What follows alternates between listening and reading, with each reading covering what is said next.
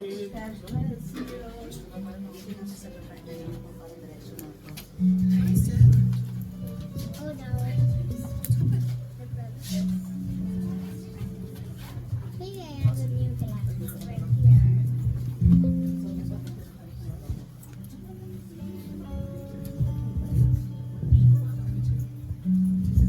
Windows ruined also. Ellie, stop. Ellie, stop. Oh, snap. Ellie, stop.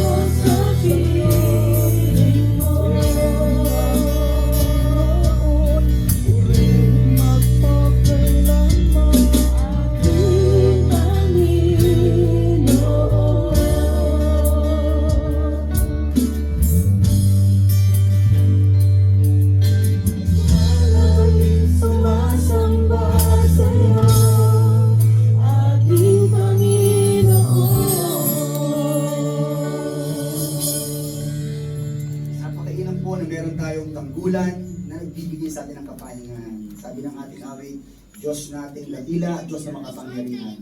No? Isipin na natin kung sa pang-araw-araw ng buhay, may mga hilahil, may mga hamon, tapos wala kang matakbuhan. Up to a point, meron kang kaibigan na pwedeng takbuhan, pwedeng dumamay sa'yo. But that just up to a point. May mga panahon na mismong kaibigan mo yun, meron ding dinadala. No? So, hindi siya pwedeng sa lahat ng pagkakataon ay takbuhan mo, lapitan mo, daingan mo. Pero salamat sapagkat mayroong Diyos na sabi ng mga kanina, sabi ng alit, lumalapit tayo sa Kanya, siya ang ating tanggulan, at sa Kanya pagtatanggol sa atin, nakakatagpo tayo ng 100% ng kapahingahan. Nakakapagod ang ingay sa paligid, pero salamat sapagkat may kapahingahan natin Jinky. Natin Jinky talaga. Praise God! At sa umaga po ito, salamat sapagkat ito na naman ay panahon ng ating pagdakila, ng ating actually pamamahinga. Panahon na tayo lalapit sa Diyos, no? Doon sa mga naging matagumpay ang buong linggo, no? Merong mga magagandang balitang nangyari, maraming mga bagay inaasahan nung naganap, no? Okay yun. Pero paano doon sa mga kapatid na kabalintunaan nung nangyari, no? Anyway, positive o negative man ang buong linggo nakalipas, lagi natin kailangan lumapit sa Diyos. Na hindi man ngayon, sa mga susunod na araw, kinakailangan natin siya. Kaya, nang magandang maging kaugalian natin, maging hobby na natin ang laging paglapit, ang laging pagdaing sa Panginoong Diyos. Maging dependent, kumbaga, sa Lord. Ayan, so welcome po sa ating ikalawang service, Friday service ng ating sa buwan ng Mayo, no? Gumita na po sa buwan ng Mayo at pagkatapos ng Mayo, gita na naman tayo sa buwan ng taon. Ganun lang, inatapos na natin, matatapos na natin ang taong 2025. At napakabuti ng Diyos sapagkat tayo pa rin, no? Pinagpapala, malalakas. Batiin nyo nga muna yung mga katabi, magandang umaga kapatid! Tunay na pinagpala umaga nito dahil pwede kang gumising ng masakit ang ulo mo, no? Kung nangyari yun, wala ka sana ngayon. Pwede kang gumising ng masakit ang iyong balakang at di ka makatayo. Jake, ako makakasimba kasi di nang sumakit ang balakang mo. Pero walang ganon. Na lahat tayong masigla ngayon, lahat tayong nakakangiti. Ibig sabihin, tayong lahat ay pinagpala ngayong umaga. Praise the Lord. Naalala ko po ang sabi ni Apostol Pablo sa mga kapatiran sa Thessalonica. Ito po ay sa Kabanata 5, talatang 23 ang sabi niya, sa Tagalog ay ganito, papadalinawa ng Diyos ang inyong buong pagkatao. I want to emphasize the word buong pagkatao. Then Paul started to enumerate it. Ang inyong espiritu, ang inyong kaluluwa, ang inyong katawan. One simple reading is that, hindi ka buo kapag may isang elemento na iyong napabayaan. No, kaya napakahalaga, hindi na kapag tatakakaraniwang paalala, pag pinag-uusapan ng pagtitipong tulad nito, ang sabi ng aklat ng Hebreo ay, huwag kalilimutan ng fellowship. Huwag kalilimutan ng corporate worship. Sapagkat, pwedeng mapabayaan ang isang elemento, ang espiritu, ang iyong kaluluwa. Sa gayon, hindi ka magiging buo. Ang sabi, huwag pabayaan ng buo ninyong pagkatao, inyong kaluluwa, ang espiritu, ang iyong katawan. Kaya naman sa ganyan diwa, tayo pong lahat ay magsitayo at tayo ay magpatian sa umagang ito at damahin ang presensya ng ating Panginoon. Amen!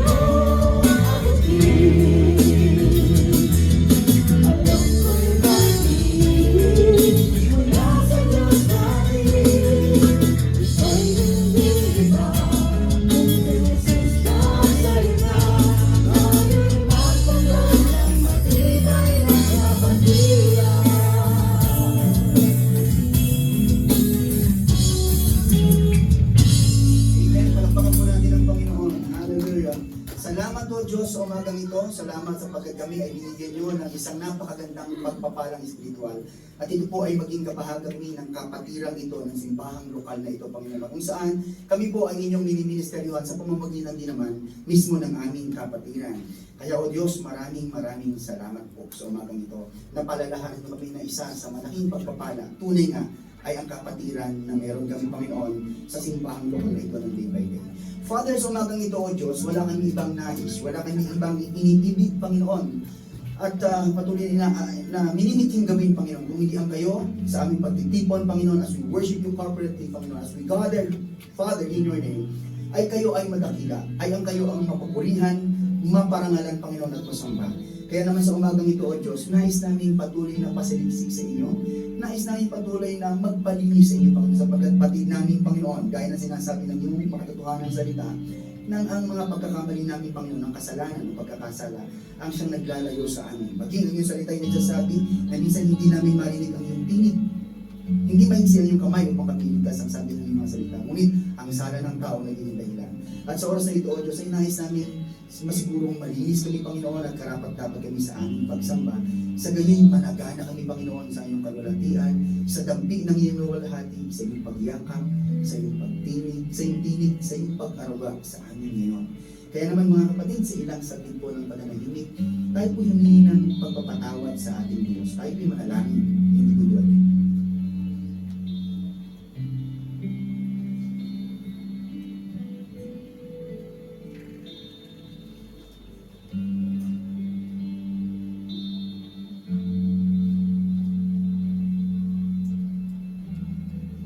Maraming salamat po, aming Ama.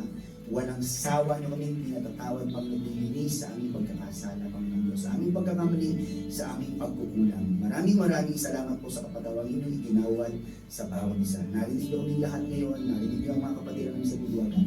At salamat sapagkat lagi niyo kaming dinidinig, Panginoon.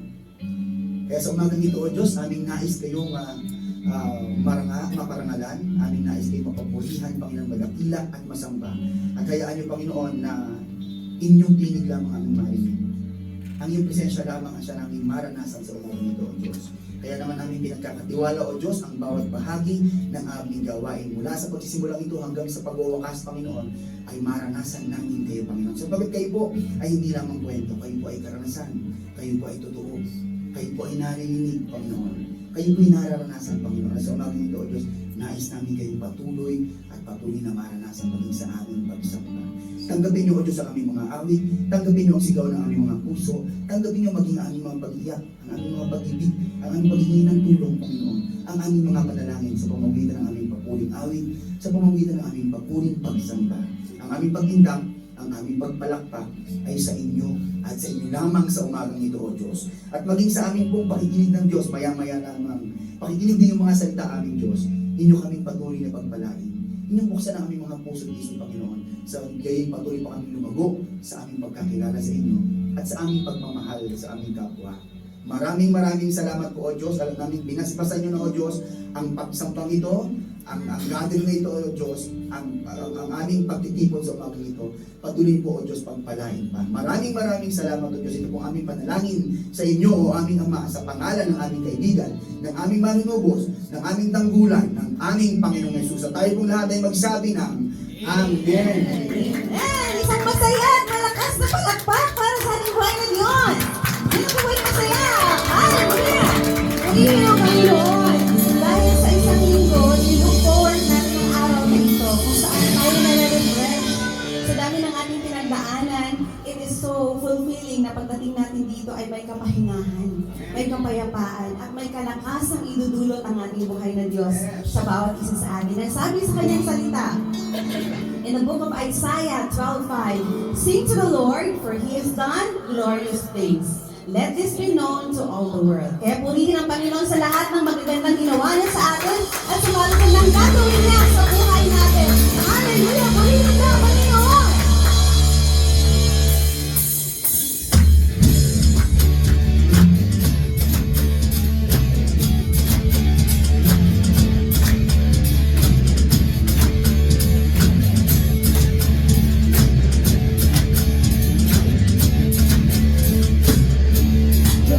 Sa pagkalit, panimo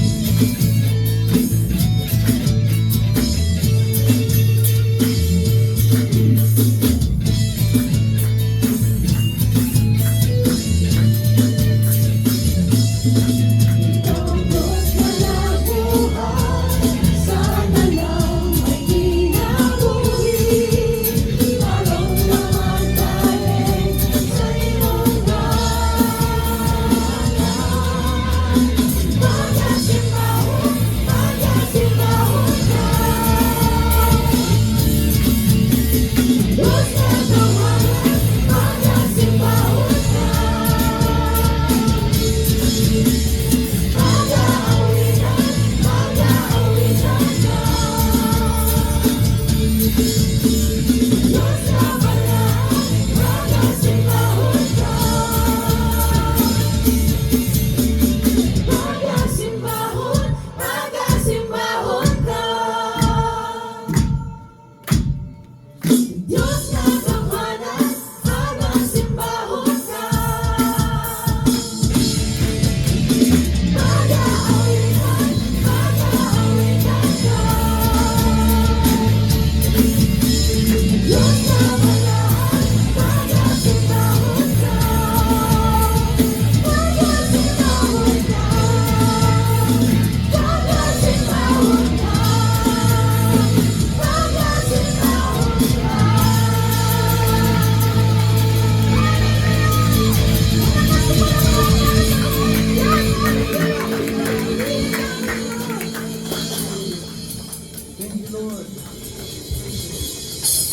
Hallelujah.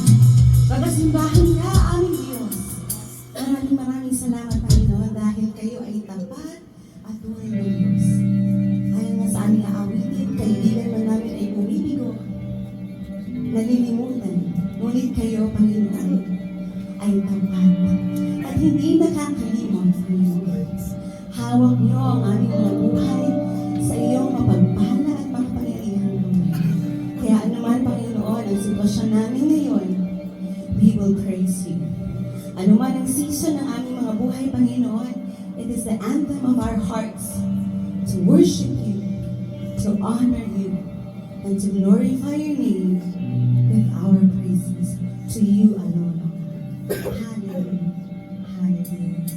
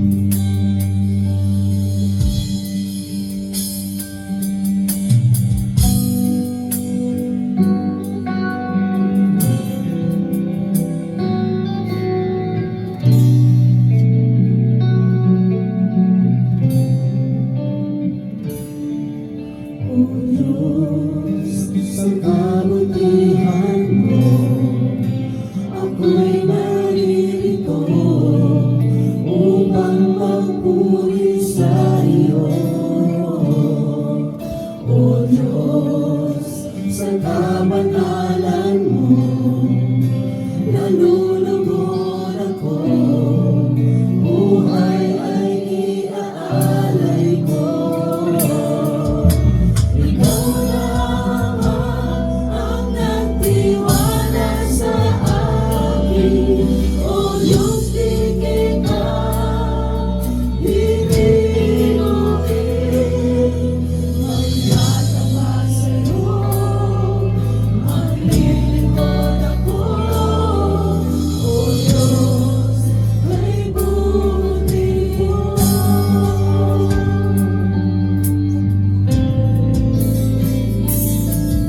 O Diyos, sa kabutihan mo, ako'y narito upang magpuri sa iyo. O Diyos, sa kabanalan mo, nalulugod ako, buhay ay iaalay ko. Ikaw lamang ang nagtiwala sa akin, O Diyos, di kita bibiruin. Magtatapat sa'yo, maglilingkod ako, O Diyos, kay buti mo. Ikaw lamang ang nagtiwala sa akin, O Diyos, di kita bibiruin. Ikaw lamang ang nagtiwala sa akin, O Diyos, di kita bibiruin. Ikaw lamang ang nagtiwala sa akin, O Diyos, di kita bibiruin. Ikaw lamang ang nagtiwala sa akin, O Diyos, di kita bibiruin. Magtatapat sa'yo, maglilingkod ako, O Diyos, may buti mo. Magtatapat sa'yo, maglilingkod ako, O Diyos, may buti mo. Lahat ng papuri, pagluwal aking alay sa'yo, O Diyos. Ang aming puso, ang aming buhay, alay sa pagsamba. Lahat ng papuri, pagluwal aking alay sa'yo, O Diyos. Ang aming puso, ang aming buhay, alay sa pagsamba.